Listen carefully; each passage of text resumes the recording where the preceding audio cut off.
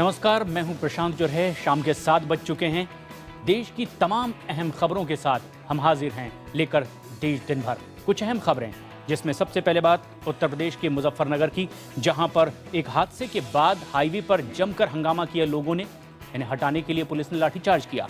एक अहम खबर महाराष्ट्र के सोलापुर से, जहां पर एनसीपी के एक विधायक रमेश कदम को गिरफ्तार कर लिया गया। उनके समर्थकों ने पुलिस थाने का घेराव कर लिया। कोलकाता से भी एक अहम खबर, जहां नेशनल लेवल का एक बॉक्सर अब झाड़ू लगाकर अपनी जिंदगी गुजारने को मजबूर है। आखिर क्यों, ये भी बताएंगे विस्तार से। इसके अलावा दिल्ली में एसीबी और एलजी के बीच की जंग लगातार बढ़ती जा रही है। आखिर एक खत भी एलजी को लिखना पड़ा, क्या कुछ उसमें लिखा गया, ये भी हम आपको बताएंगे। साथ ही एक और अहम खबर दाऊद इब्राहिम से जुड़ी हुई, और जिसे लेकर के अब बयान भी आए हैं। छोटा शकील ने एक अखबार को इंटरव्यू दिया है, उसमें भी कुछ बातें कही है। ये तमाम बातें होंगी। साथ ही साथ एक और अहम खबर, देश का एक बड़ा आरोपी आतंकी सरगना यासीन भटकल, जो हैदराबाद की जेल से भागना चाहता था, क्या थी इसकी तैयारी, ये तमाम खबरें हम आप तक पहुंचाएंगे। लेकिन उससे पहले खबर उत्तर प्रदेश के मुजफ्फरनगर की, जहां पर हाईवे को लोगों ने जाम कर दिया। दिल्ली देहरादून हाईवे जंग का मैदान सा दिखाई देने लगा। दरअसल एक हादसा हुआ था जिसमें 2 बच्चों की मौत हो गई थी, और उसके बाद गुस्साए लोगों ने हाईवे पर जमकर हंगामा किया। पहले गांव वालों ने पुलिस वालों पर बरसाए पत्थर, तो पलटकर भारी दलबल के साथ लौटी पुलिस ने जमकर बरसाई लाठियां। जो सामने दिखाई पड़ा उसकी जमकर धुनाई कर दी। मुजफ्फरनगर में हाईवे के पास का इलाका काफी देर तक ऐसे ही जंग का मैदान बना रहा। दरअसल नेशनल हाईवे 58 पर एक बेकाबू ट्रक ने 8 लोगों को कुचल दिया। 2 मासूम बच्चों की मौके पर ही मौत हो गई, जबकि 3 बच्चों समेत 5 लोग घायल हो गए। बच्चों की मौत से नाराज गाँव वालों ने ट्रक में तोड़फोड़ की और शव को हाईवे पर रखकर प्रदर्शन किया, जिसकी वजह से दिल्ली देहरादून हाईवे जाम हो गया। प्रदर्शनकारियों को हाईवे से हटाने के लिए भारी पुलिस बल पहुंचा और प्रदर्शन कर रहे लोगों पर लाठीचार्ज करके वहां से भगाया और जाम खुलवाया।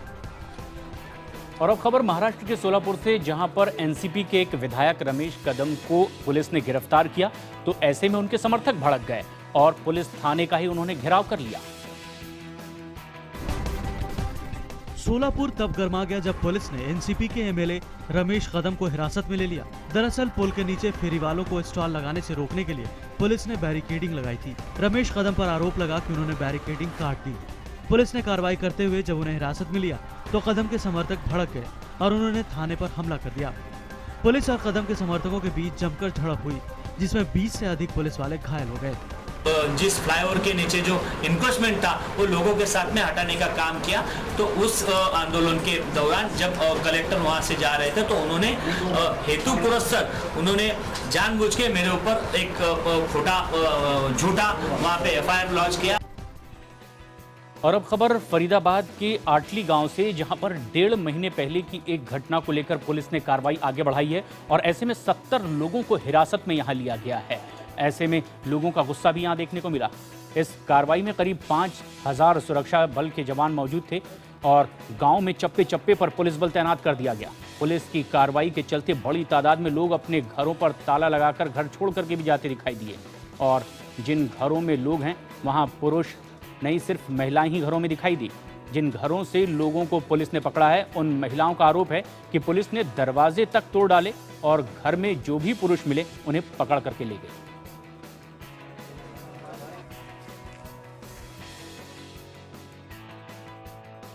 संसद में सांसदों के वेतन को लेकर के बात आगे बढ़ी तो दिल्ली विधानसभा में भी कुछ ऐसी मांग विधायकों ने की, और बाकायदा इसके लिए आम आदमी पार्टी के 20 विधायकों ने मुख्यमंत्री को पत्र भी लिखा। लेकिन बीजेपी का कहना है कि आम आदमी पार्टी के अलावा किसी और पार्टी के विधायक ने सैलरी बढ़ाने की मांग नहीं की। बीजेपी ने एएपी पर आरोप लगाया है कि सत्ता में आने से पहले आम आदमी पार्टी ने कहा था कि उन्हें किसी तरह का वीआईपी ट्रीटमेंट नहीं चाहिए। हर विधायक को 1 लाख रुपए दिया जाता है, लेकिन अब एएपी को 1 लाख रुपए भी पूरे नहीं हो रहे। वहीं आम आदमी पार्टी के मुताबिक उनकी बेसिक सैलरी सिर्फ 12,000 रुपए ही है। कई विधायकों का घर नहीं है और कईयों के पास छोटा घर है, जिससे उन्हें जनता से मिलने में भी दिक्कतें होती हैं। महंगाई बढ़ रही है और ये सारे लोग पब्लिक लाइफ में रहते हैं।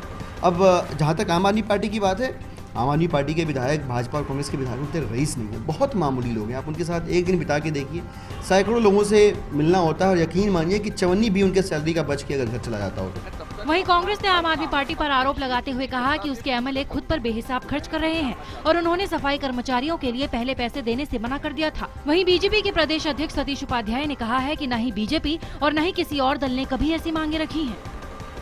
देखिए, मेरा कहना है कि आम आदमी पार्टी के विधायक जिस तरह की सैलरी हाइक की मांग कर रहे हैं, एक तो कभी भारतीय जनता पार्टी या और दलों ने कभी ये नहीं कहा कि उनको निश्चित एक सैलरी की आवश्यकता चुनाव प्रतिनिधि होने के कारण नहीं है।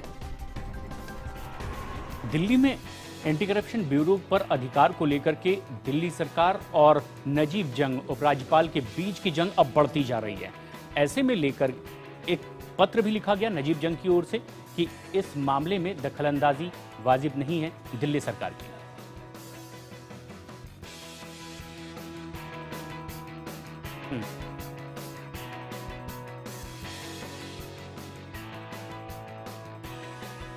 ललित मोदी का ट्विटर बम एक एक करके अब कई लोगों को अपनी चपेट में ले रहा है, लेकिन जब इसके जद में राहुल गांधी आ गए तो कांग्रेस ने प्रेस कॉन्फ्रेंस कर इस पर जवाब दिया और आरोपों को बेबुनियाद बताया। कांग्रेस ने इस आरोप को सिरे से खारिज कर दिया है कि राहुल गांधी ने कभी भी ललित मोदी की मेहमान नवाजी का फायदा उठाया। आपको बता दें कि ललित मोदी ने कल देर रात ट्वीट करके पूछा था कि राहुल गांधी और रॉबर्ट वाड्रा बताएं कि क्या उन्होंने ललित मोदी की मेहमान नवाजी स्वीकार की थी। ललित मोदी ने ट्वीट करके राहुल की एक तस्वीर भी जारी की थी। इसमें ललित मोदी, रॉबर्ट वाड्रा, राहुल गांधी और शाहरुख खान वीआईपी बॉक्स में बैठे मैच देख रहे हैं। वसुंधरा राजे और सुषमा स्वराज का नाम आने पर कांग्रेस ने बीजेपी पर जमकर हमला बोला था, तो राहुल का नाम आने पर बीजेपी कैसे मौका चूकती। बीजेपी नेता अब इस पर चुटकी लेते दिखे तो वहीं कांग्रेस ने इस पर तीखा हमला करते हुए आरोपों को गलत करार दिया है। यदि वो पिछली बातों को सही मानते हैं तो फिर ये वाले क्यों गलत होंगे जो राहुल गांधी जी और रॉबर्ट वाड्रा जी या प्रियंका वाड्रा जी के बारे में कही जा रही हैं। और अगर वो पहले वालों को गलत मानते हैं तो ये भी गलत मानते हैं, तो फिर थोड़ा सा उनको इस पे भी स्पष्टीकरण करना चाहिए। हमारे देश में हजारों मैचेस होते हैं, उस मैच का मैंने तस्वीर देखा, उस बॉक्स के अंदर अगर आप देखें तो शाहरुख खान भी हैं और दूसरे फिल्म स्टार्स भी हैं। तो अगर यहाँ पे और वो मैच शायद लाखों लोग देख रहे होंगे, हजारों लोग तो देख रहे होंगे, तो क्या हजारों के हजारों लोग जो उस मैच को देख रहे हैं सबके सब लोग जो हैं इसका मतलब कि उनसे उन्होंने हॉस्पिटैलिटी दी। इंडियन मुजाहिदीन का सरगना और खतरनाक आतंकी यासीन भटकल हैदराबाद की जेल में हैं, लेकिन यहां से वो भागने की फिराक में है। दरअसल एक अखबार में ये खबर छपी और खुलासा हुआ कि वो अपनी पत्नी से फोन पर कह रहा है कि वो जेल से भागेगा बहुत जल्द और इसमें उसकी मदद कर रहा है दुनिया का खतरनाक आतंकी संगठन ISIS। एक अखबार के मुताबिक भटकल की जेल से भागने की योजना का खुलासा एक फोन कॉल से हुआ है। जेल से हुई इस बातचीत को जब इंटरसेप्शन किया गया तो ये खुलासा हुआ कि यासीन भटकल जेल से भागने की फिराक में है। दरअसल यासीन ने जेल से अपनी पत्नी को फोन कर ये बात कही कि वो जेल से फरार हो जाएगा और इस काम में उसकी मदद दुनिया का सबसे खूंखार आतंकी संगठन ISIS कर रहा है। यासीन भटकल की अपनी पत्नी से हुई 5 मिनट की इस बातचीत में जैसे ही उसके मंसूबों का खुलासा हुआ, सुरक्षा एजेंसियों के हाथ पांव फूल गए। बातचीत में भटकल अपनी पत्नी जाहिदा से कह रहा था कि दमिश्क से लोग मदद कर रहे हैं और मैं जल्द हैदराबाद से रिहा हो जाऊंगा। दमिश्क सीरिया की राजधानी है जिसके अधिकांश हिस्सों पर ISIS का कब्जा है। पता लगा है कि भटकल ने करीब 10 कॉल अपनी बीवी जाहिदा को किए थे। हालांकि फोन कॉल पर आंध्र प्रदेश पुलिस ने सफाई देते हुए कहा है कि कोर्ट ने भटकल को मां और पत्नी से 5 मिनट लैंडलाइन फोन से बात करने की इजाजत दी थी और 5 मिनट बाद लाइन खुद ब खुद कट जाती थी।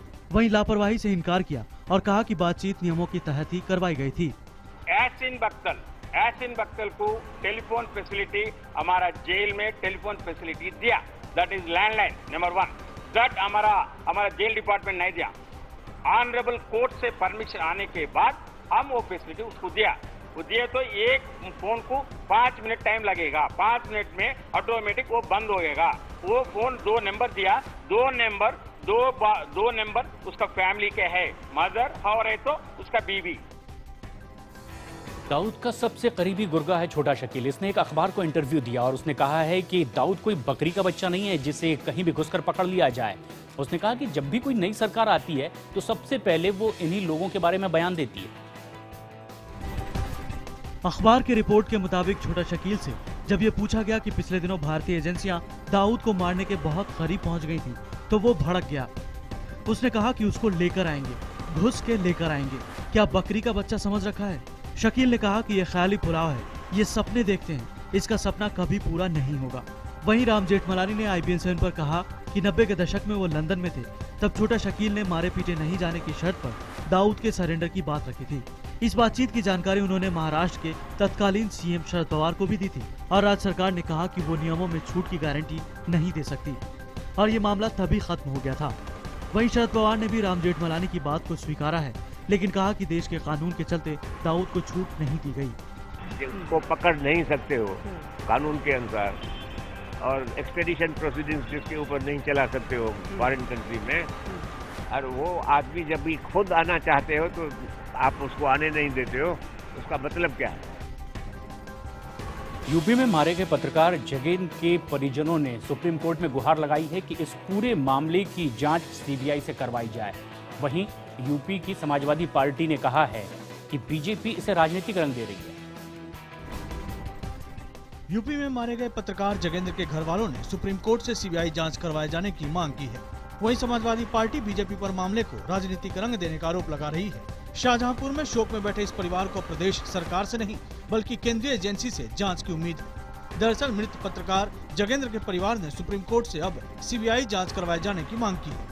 परिवार जगेंद्र की मौत को कत्ल करार दे रहा है।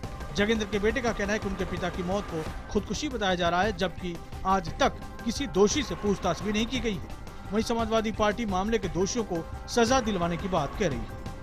हमारी मांग तो यही है कि जो ये घटनाक्रम है उसकी पूरी जांच हो, सीबीआई हो, और सीबीआई होने के बाद जो भी उसमें सीबीआई जांच में जो भी सदस्य हों उनके वो यूपी के बाहर के हों तो जांच हमारी निष्पक्ष हो जाएगी और हमको न्याय मिल पाएगा। अब सर्वोच्च न्यायालय को ये इशू तय करना है कि उसमें जांच कौन करेगा। मैं समझता हूं कि इसमें और कोई आगे बात कहना जब तक कि फैसला ना आ जाए माननीय सर्वोच्च न्यायालय का उचित नहीं होगा। कभी महिलाओं और रेप पर शर्मनाक बयान, तो कभी अपराध जगत से जुड़ता नाम, तो अब बच्चों से मजदूरी का एक अहम मामला उत्तर प्रदेश के बलिया का है, जो सवाल खड़े करता है कि यूपी की समाजवादी पार्टी सरकार लगता है समाजवाद के अलावा सब कुछ करने पर आमादा है। यहाँ पर शिक्षा मंत्री के एक कार्यक्रम में बच्चों से मजदूरी कराई गई। खास बात यह है कि मंत्री जी इसे जायज भी ठहराते हैं। अध्यापकों ने प्राथमिक विद्यालय के छोटी छोटी मासूम बच्चियों से मजदूरी करवाई। छोटी बच्चियों से कार्यक्रम में शामिल मेहमानों को पानी पिलवाने का काम कराया गया। यही नहीं, मासूमों से उनकी क्षमता से ज्यादा वजन भी उठवाया गया। ये सब कुछ मंत्री जी की मौजूदगी में होता रहा, लेकिन किसी ने इस पर कुछ नहीं बोला। दरअसल बलिया के बिरवारबारी में रिटायर्ड बेसिक शिक्षकों के पेंशन और फंड वितरण के लिए कार्यक्रम आयोजित किया गया था, जहां बच्चियों से पानी पिलवाने और 15-15 लीटर जितनी भारी पानी से भरी बाल्टी तक उठवाने का काम करवाया गया। वहां मंच पर मौजूद मंत्री ने इस पर कोई आपत्ति दर्ज नहीं कराई। उल्टे जब मीडिया ने इस पर सवाल किया तो मंत्री जी भारतीय संस्कृति का हवाला देने लगे और कहने लगे, ये हमारी परंपरा है। बच्चे गर्मी में मेहमानों का आदर सत्कार करते रहे और सब कार्यक्रम में मशगूल रहे। भारत की संस्कृति है, ये आप लोग की आलोचना गलत है। भारत की संस्कृति में जिसके दरवाजे पर जो जाता है वहाँ पर बूढ़े से लेकर बच्चे उसके स्वागत के लिए खड़े रहते हैं। मतलब आपके हिसाब से मंत्री जी सही था? बिल्कुल सही। महाराष्ट्र सरकार एक सर्वे करवा रही है जिसमें राज्य के तमाम धार्मिक संस्थानों में पढ़ने वाले बच्चों की गिनती होगी। ये भी पता लगाने की कोशिश होगी हर घर जाकर कि कौन बच्चा पढ़ रहा है और कौन नहीं। सर्वे करने वाली टीम बकायदा बच्चों की उंगलियों में मार्कर से निशान लगाकर गिनती कर रही है। इस सर्वे के जरिए ये पता लगाने की कोशिश की जा रही है कि धार्मिक संस्थानों में बच्चों को धार्मिक शिक्षा के अलावा कौन से विषय पढ़ाए जाते हैं। बता दें, गुरुवार को महाराष्ट्र सरकार ने सभी जिला प्रशासन को निर्देश दिया था कि मदरसों में बैठने वाले बच्चों को आउट ऑफ स्कूल चिल्ड्रन घोषित किया जाए। कौन सी क्लास में? 8 में। कौन से सब्जेक्ट पढ़ाते हैं? English, Hindi, Marathi, science, English, PT, ये सब होता है। और आपका नाम? अशफाक। अशफाक, आप कहाँ पढ़ते हो? मदरसे में। मदरसे में कौन से सब्जेक्ट वहाँ पढ़ाए जाते हैं? अरबी, Urdu, Hindi, English. Hindi, English, 4 subject. और जो बाकी जो दोस्त है आपके वो बता रहे कि साइंस, मैथ, ये सब हम अलग है। वाराणसी के 33 साल के एक युवक ने किडनी ट्रांसप्लांट के लिए प्रधानमंत्री से गुहार लगाई कि आर्थिक मदद उन्हें की जाए और बाकायदा पीएमओ की ओर से 2,17,000 रुपए उनके अकाउंट में आ भी गए। लेकिन दुर्भाग्य ये कि नंबर ना लग पाने की वजह से अस्पताल में उपचार नहीं हो सका और युवक की मौत हो गई। फरवरी में संतोष के ऑपरेशन के लिए लखनऊ के पीजीआई के बैंक अकाउंट में पीएमओ की ओर से 2,17,000 रुपए जमा कराए गए थे, लेकिन अस्पताल प्रशासन के मुताबिक संतोष का नंबर 8 महीने बाद आना था, यानी संतोष को इलाज के लिए 8 महीने का इंतजार करना था। अफसोस संतोष इतना लंबा इंतजार नहीं कर पाया और 5 महीने बाद उसने अस्पताल में दम तोड़ दिया। संतोष की बहन रीता अपने भाई को किडनी देने वाली थी। परिवार के मुताबिक संतोष की मौत पीजीआई के देर करने की वजह से हुई। वहीं डॉक्टरों के मुताबिक इलाज कराने वाले बीपीएल में आने वाले लोगों की लंबी फहरिस्त थी और इस वजह से संतोष का नंबर नहीं लग पाया। जहाँ तक गरीब पेशेंट्स का मैं जिक्र कर रहा हूँ, वो भी इस ग्रुप में बहुत ज़्यादा तादाद में 60 to 70% पेशेंट्स या तो बीपीएल के हैं और या वो 30,000 से कम लो इनकम ग्रुप के हैं। वहीं इस मामले में गृह मंत्री राजनाथ सिंह ने कहा है कि पीजीआई भर्ती करे, ऐसा नहीं हो सकता, लेकिन उन्हें मामले की पूरी जानकारी नहीं है। अब भाई साहब एडमिट पीजीआई नहीं करेगा, मैं समझता हूँ कि ऐसा नहीं होना चाहिए। अब क्या है फैक्ट, क्या है उसकी जानकारी मुझे नहीं है। कोलकाता की सड़कों पर एक नेशनल लेवल का बॉक्सर झाड़ू लगाने को मजबूर है। जिंदगी के गुजारे के लिए आखिरकार उसे ऐसा करना पड़ रहा है। खास बात यह है कि कई बड़ी प्रतियोगिताएं ये जीत चुका है। 1987 में कृष्णा राउत ने all India invitational boxing championship में गोल्ड मेडल हासिल किया, लेकिन आज गरीबी की वजह से कृष्णा हावड़ा कॉरपोरेशन में सफाई का काम करता है। कृष्णा को रोजाना 223 रुपए की कमाई होती है, जिससे वो अपना घर चलाता है।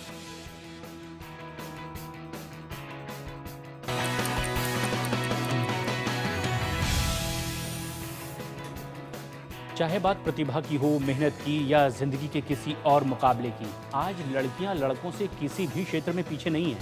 और ऐसा ही देखा गया यूपीएससी के रिजल्ट आने पर।